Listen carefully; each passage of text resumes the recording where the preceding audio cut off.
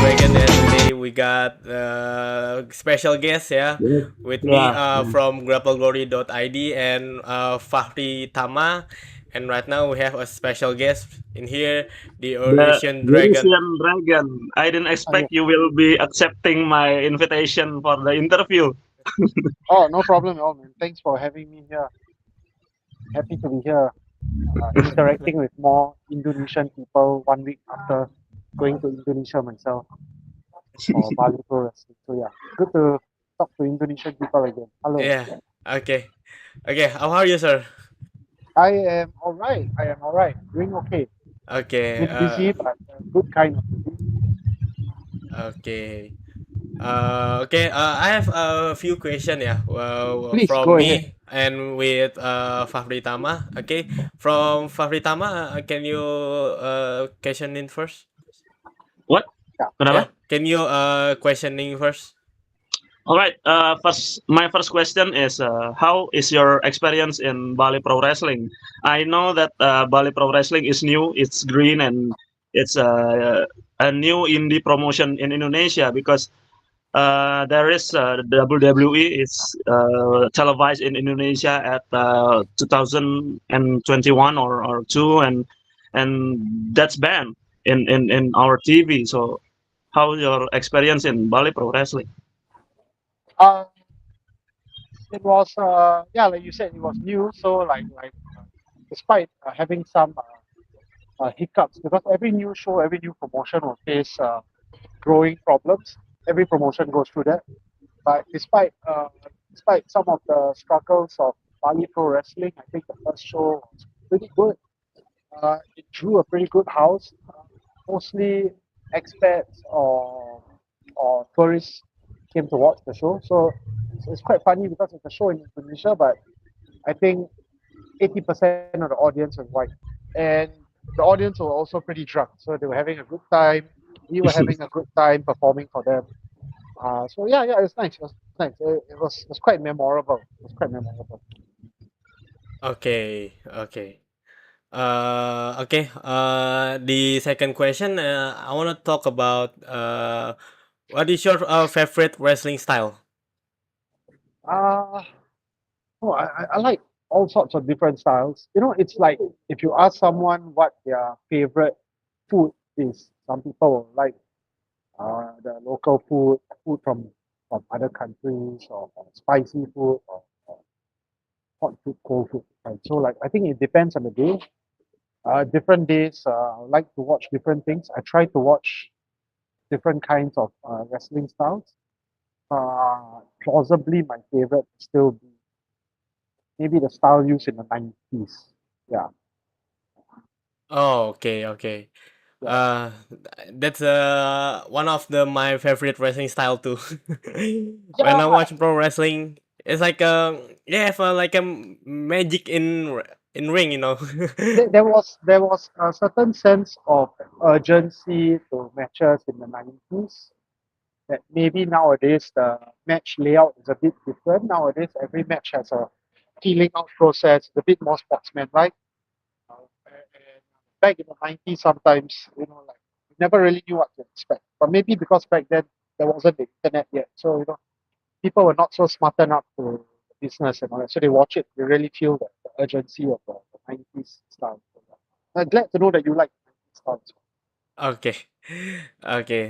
Thank you. And then the third question, Fahri. So, my third question is, why Kojio Okumu isn't there? Is already booking for a match. I think I saw the vignette for Kojio Okumu. Kojo Akumu is not there, but he's in my notifications. He's just having a chat with me just when Uh-huh. you asked this. So that's why I'm laughing because I can't respond to him now because if I do so, the screen will go blank. Um, I think it was some visa issue because Kojo is not from Indonesia, Mhm. and I believe entering any country for that matter, you have to have a suitable visa or certain certain requirements to enter a country. For me, I'm very fortunate. I'm carrying a Singapore identification, Singapore passport. So this allows us to enter to many countries as like tourists and all that. So Mhm. yeah, I guess Kojo just had some immigration issues. Okay. Okay. Okay. The fourth question. How did your journey got into the professional wrestling begin? When I was a small boy, I watched the Monday Night Wars, Monday Oh, Night Monday Night Show, Wars. Yes, I know. I and know. Monday Night Raw and Nitro head to head. So it's very exciting time because two big companies, right? They're trying to put on a more exciting Yes. product. So I guess every week we are treated to two different brands of like great storytelling, great ring action. It was very easy to get hooked back then. But I started training in pro wrestling in 2012, 2012. This was when it first came to Singapore. So I was from the pioneer batch, the first batch that started training. Yeah. Okay. And right now, and right now, until you making the your own wrestling company, Yes, yes. yes, Ring of Rebirth, yes. Yes. Okay. Okay. The fifth one. Your favorite opponent? Uh, maybe Kojo Akumo. I'm just kidding, I never wrestled him. Favorite opponent. Uh, it's very hard to choose because there's so many different opponents that I have a history with, different opponents that may have wrestled at times. So no favorite opponent, but I always feel that my biggest opponent is myself because I think ultimately in life we are our own biggest competitor. And if we look at improving ourselves and competing within ourselves, we outwardly start to do a lot better. But yeah, it's hard to pick a favorite opponent. Okay. Okay. Okay. I want to talk about the. I know you were the one of the pioneers of Singapore pro wrestling. Hmm. How has the Southeast Asian wrestling scene evolved since then? Well, I feel like I'm like a dinosaur or like a celestial from the Marvel universe, something like. Because I've been around from the start, so I've seen like all sorts of like shit. And uh, yeah, it's grown very well because I feel Southeast Asian wrestling is run very well because you go to some countries and you hear horror stories, right? Of Yeah. indie promotions being terrible and this and that. But the structure in Southeast Asia is it's pretty strong. The Very training true. here is done pretty well. So people are well trained here and they're putting on good shows. And that's quite a blessing because like it makes the whole scene better. It makes it better for the fans. It makes it better for the wrestlers to grow. And I think uh, maybe looking forward 5, 10 years, it'll be even better than it is now with the next generation. Okay. Yeah. Okay. Nice. Nice. I love to hear that because yes, from as we from Indonesia, like yeah, some of people in Indonesia is like when they're watching wrestling, it's like yeah, it's fake. It's already been scripted or something Yeah. like that. Yeah. And as for now, and because the media is growing up, like in social media such as Instagram or YouTube or Yeah. yes, a live streaming platform, Yes. we can watch wrestling around the world. Like yeah, Yeah. I'm around Yeah. the Singapore has a pro wrestling company and it's so much, and then so many, and then Yeah. Malaysia too, and Indonesia we started like two company, like from Correct. Correct. Yeah. Indonesian pro wrestling and right now with Bali pro wrestling, and I think it's pro wrestling. It's much more open, Accessible. Much more open. accessible, Yes. and everyone is watching again. Like yeah, some of my friends is already watching again because the pro wrestling is not was always about the fake or like a scripted. It's about the people who passionate in The emotion, right? yeah, the emotion, Emotion, the yes. yes, all of it, they give to this industry, and I like that, Yeah. and I appreciate the people in the Southeast Asia. I mean, ultimately, it is like a combination of a theater show and a drag show. You know, drag shows where men dress up like women. Yeah, Yeah. So I mean, wrestling also, we men dress up like women. We're wearing spandex and we're wearing tights and all that. And these kind of things are just very emotionally arresting for people to see. And at the yeah, same time, it's also a high impact sport. So there's like so many fun things in one. I think it's about time that even though people are smarter, they look past the fact that it's scripted or this or that, but you just want good entertainment. And in a world of AI and a lot of fake stuff, it's a very genuine form of entertainment because it's two people plus the referee going out there putting on yeah, an emotional show for everyone. And it's always structured in such a way where people can go home feeling either happy or go home yeah. feeling very angry. But either way, you feel something that makes you remember a wrestling show. Okay, okay. I want the question. I have a question again. Uh, as a both wrestler and a promoter, how do you Yeah. balance the performing in ring with helping grow the wrestling industry? Uh, I think you just have to have two different brains for it, you know. And plus, I'm also the coach in Ring of Yeah, Rebirth, so that's like three different roles I'm playing. So yeah, just gotta somehow split yourself into three and know what you need to do for each. You know, like as a wrestler, you're still doing stuff for yourself. You're working out, yeah, working training out. in the ring. Then as a coach, you are training other people. As a promoter, you are basically trying to sell tickets, mainly trying to sell tickets. Secondarily, trying to grow your reach online. Uh, yeah, it can be very tiring. Uh, it's a matter of really like knowing when to slow down, what to prioritize at each point. I'm still figuring it out. I've only been doing this multiple roles for 4 years. Previously, as a wrestler, it was so much easier, no Yeah, stress. But now there's lots of stress and lots of uh, things to figure out. But at the same time, the journey, I feel this was about time for me to go on to this tougher journey, with all these different roles. And it's been quite rewarding so far. Depends. Not okay. easy, but nice. Yeah, yeah. Yeah. Okay, okay. Yeah, I mean, like, as a both promoter and a wrestler, you have a time management, yeah, as uh, a good time management, of course, yeah. When you training someone, like, yeah. Okay, okay. That's something I still have to work on because I feel that my time distribution can be more utilized better or optimal. You know, I guess that's the problem. Once you start taking on multiple roles, you become very critical of Yeah. the work you do as well because you always want to do the best work for people. But yeah, time management will improve a bit, but not by a lot. Or maybe I feel that it's not improved by a lot. Still got a good way to go. Yeah. Okay. Okay. Next question. From Hari. So I just want to remind you that we have another promotion that called IDPW Indonesia Pro Yes. Wrestling that based in Yes. Bandung, and the owner is Dimas Suyono, also known as Indonesian Commando or Red Wheeler. He has already wrestled in Hawaii, Yes. CZW.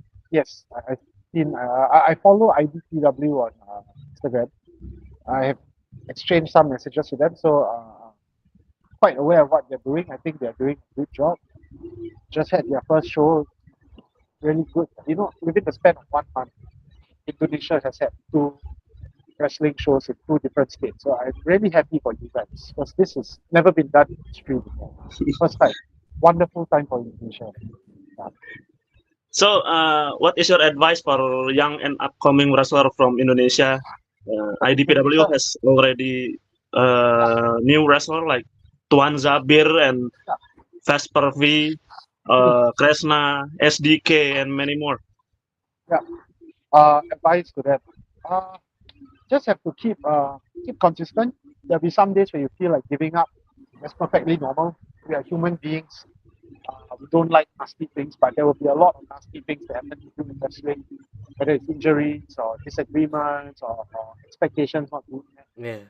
I just got to stay consistent, keep training What in is the thinking, right? ring, training in the gym, keep improving your character, improving yourself, and eventually, when you become good enough, you have to sacrifice some of your personal time and money and effort by going overseas because Indonesia is near Malaysia, is near Singapore, it's near Southeast Asia. So like strongly recommend IDPW wrestlers and BPW future wrestlers to go outside of the comfort zone Yeah. because you can get good in your state, in your country, and to be even better and to be more open, opening your mind to what is pro wrestling, you got to step outside. So I hope to see them down the line, whether it's in Ring of Rebirth or going to other places. And all that. Yeah, really hope to see the Indonesians start to travel because that's when you bring a part of the world back home with you and you improve what you have. Yeah, Okay. I was I have a question in my mind. Like, sure. sorry. What has been the biggest challenge in building a professional wrestling promotion in Southeast Asia, especially because yeah, because I have a dream building a small promotion in Indonesia too, and I want Oh, to learn from you. Yeah, in what is your Jakarta, biggest? Yes, you in wanna? Jakarta. Yeah, because Jakarta doesn't have one. Yeah, When IDPW asked them where are you based, I was just expecting the message to be Jakarta, and I saw Bandung. And then Bali Pro Wrestling also messaged me it's Bali. And I was like, why doesn't Jakarta have one? So yeah, all the best to you guys. You need any advice, you can always ask me, but I'm not the smartest guy. I'm not the strongest guy. I'm not the most experienced or the most talented, but I can like give some advice here. The biggest challenge running a promotion, and I told this to the previous podcast I did as well, is money. Because you need money to do stuff. So yeah. you I know. need money for the ring, That's the truth. you That's the need truth. money for the building, you need money to set up a team, to market the team, the training school for you. You need money to book wrestlers from overseas to make an international show. You need money to pay a venue to have a show in. So I think someone was asking me about what my thoughts on AEW's expansion was in the past 7 years. I said they have a lot of money, so they managed to expedite a lot of Yeah. things. Okay. When you don't have a lot of money, that's when you'll see things moving at slower pace. Right? It might not be a satisfactory pace to some promotions, it really depends on the situation. So money is the toughest part of running even a small promotion Yeah. for money. Yeah. When yeah, want to find like investors. Yeah. Yeah, and that's also another difficult part, right? Because you are pitching sales, so you need to Yeah. market sales. Like, why would an investor want to open his wallet and Yeah. give a 5, 6, 7 figure sum to people who are unproven in the industry? So there's a lot of figuring out to do, and there's a lot of money that needs to be involved in the situation. Okay. Uh, is there a hope that fans remember after watching the Eurasian Dragon match? Is there a what? Sorry? Uh, yeah, the hope that fans remember after watching you have a match. I Like, hope yeah, fans. yeah. When the fans are watching you wrestling, Hmm. what do you expect them to remember after the match? Uh, I expect them to identify with the problems faced by the character that I play. But Uh, it depends because if I am a heel like in Malaysia, I try to ensure that they remember what sorts of nonsense I try to do to defeat the face. What sorts of things I do that makes me unsuccessful in doing so. If I am a baby face in Singapore, in Bali, I hope yeah. the fans remember that I tried my best, but I came really close, and then that kind of thing. So it's that kind of very human expectations. I'm not expecting them to remember like 100 technical moves I've done to take an opponent down. I'm expecting them to feel just genuine base level human emotions, Yeah. disappointment, happiness, anger, fulfillment, that kind of stuff. And if Okay. I've managed to make people feel that, I'm glad to contributed to entertaining in some way. Okay. Thank you for the answer. No problem. Okay. Would you rather sign with WWE or AEW? Uh, I don't think either company is interested in me at the moment. But when yeah, you talk Yes, about your yes. the when the dream is come reality, I mean, and I hope is come reality too. thank you very much. Between both companies, I've always been WWE guy. Like I watch since Monday Night Wars and all that. So uh, I am of the belief that everyone wants to go to WrestleMania or everyone wants to debut on Monday Night Raw. That kind. So Yeah, yes, the old school spirit me would still prefer the OGs WWE. But it doesn't mean I don't like AEW. I'm very entertained by AEW product. I like watching it as well. yeah. You put a gun to my head to force me to choose one, or else you shoot my brains out. Then I'll choose WWE. Yeah, If you can choose one, you have to choose one. WWE or AEW. Choose one. It's right. crucial for your career, I think. Yeah. Yeah. WWE for sure. Correct. Okay. It's okay. It's okay. Okay. Thank you. Okay. So why you choose WWE? We already know that Shinsuke Nakamura, Hoholun, Yeah.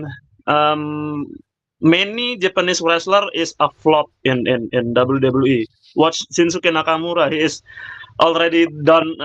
He have NXT Yeah. champion, Are you all tag saying that team champion, but Hoholun in is also a flop? yeah, in WWE is flop. I think Shinsuke Nakamura. No, it's in Hoholun. You're saying that he also flopped. Oh, okay. No, no, you see, that's the thing. You look at it, there are different ways of looking at it. I feel that you know what insurance is, right? Insurance. I Mm. feel that for a lot of workers who have left WWE or who were let go by them, the moment you can attach former WWE or former NXT superstar next to your name, then your booking money goes up a few times. Then when it comes to wanting to bring home money for your family, that's kind of important as well. So uh, average man on the street don't know what a company is, right? So like obviously like you see that on a indie show and you might feel more compelled to watch it. Mm. Okay. Yeah, because we don't talk about the Japanese wrestler like like from your country too. The former WWE superstar Dante Chen is from Yes. Singapore too. Like yeah, at the beginning of his career, I think he's one of promising young talent when he beats Obafemi in NXT Level Up, and since Oh, then, yeah, it's all turned down. Like Obafemi right now is facing Brock Lesnar at SummerSlam, and it's been already debuted in WrestleMania, and right now, it's been promising since 2012 because I've known him since 2012. I think he's always been promising. It's just sometimes it's mathematical. If you are doing a TV show, because it's a TV show after all, yeah, the brands that you're working for. If you're doing a TV show or a live event booking show, there are certain requirements and there are certain pieces of the puzzle that need to paint the bigger picture. And sometimes maybe I'm just old, that's why I'm able to say this. yeah, Like we have to come to terms with that maybe we are not part of that certain puzzle piece that the company is looking for yeah, to maximize their profits. And once you make peace with that, then you realize that, oh, okay, so maybe this is not what I was supposed to do for them. yeah, Of course, yeah, you will feel I could have done more, or maybe this guy could have done more on that, more on a professional level. Sometimes you just understand that it's not meant to be, or maybe they try, not meant to be. So, uh, in terms of like flopping Asian talents and all that, I mean, everyone knows that there is a certain trend as to who, or a certain stereotype of what a yeah, top guy is in the WWE. I feel that if you manage to as an Asian, if you manage to get on shows consistently, you have enough TV time, even no matter the storyline, the fact that Yeah. getting prime airtime, that itself is quite a big win. Okay. Yeah, yeah, yeah, yeah. That's true. I'm not like it's not a stereotype. Yeah, I mean like yeah, bunch of people, the Asian people especially who signs with WWE. Yeah, the men's. I think the men's is the booking direction is not completely good, and like and as the other of the woman's booking, it's totally good, like like Io Sky, Asuka, yeah, but not with Kari Sane. Yeah, I know WWE. It's like that. Okay, I wanna ask from me the last question. Mm. Okay,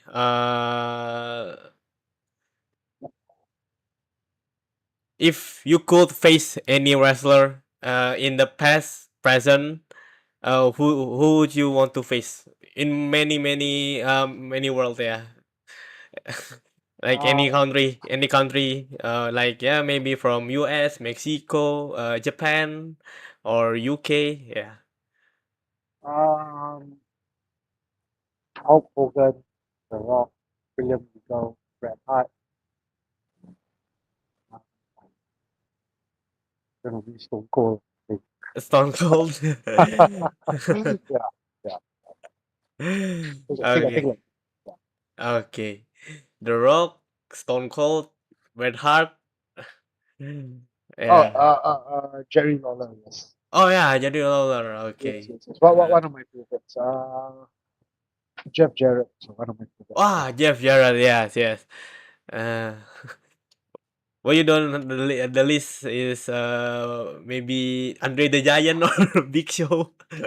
I think I don't know. I like them, but just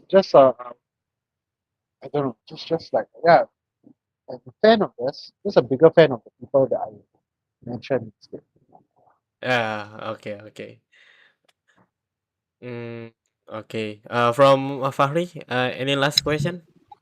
My last question is, what's next? Your destination?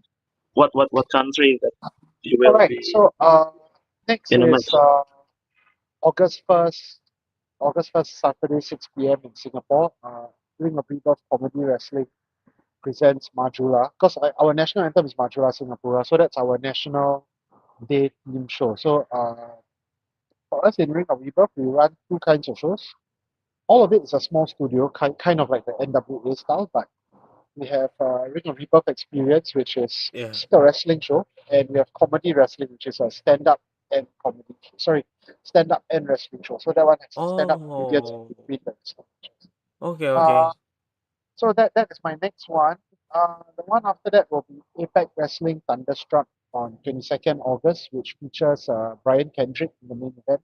Oh yeah, Baron Kendrick. I am a big eight-man tag team match featuring rising stars, veterans. But yeah, the next one will be the Ring of Rebirth show next weekend, where I am fighting for the Ring of Rebirth World Championship, which is currently being held by Top Bomber. So yeah, triple threat match. So that's against the Bomo and against Yaganadai from Borneo. So that should be pretty fun. It should be pretty fun. A good August ahead, I think. Yeah. Okay. Okay. As for now, thank you for your time, and I really Thank you so appreciate. much.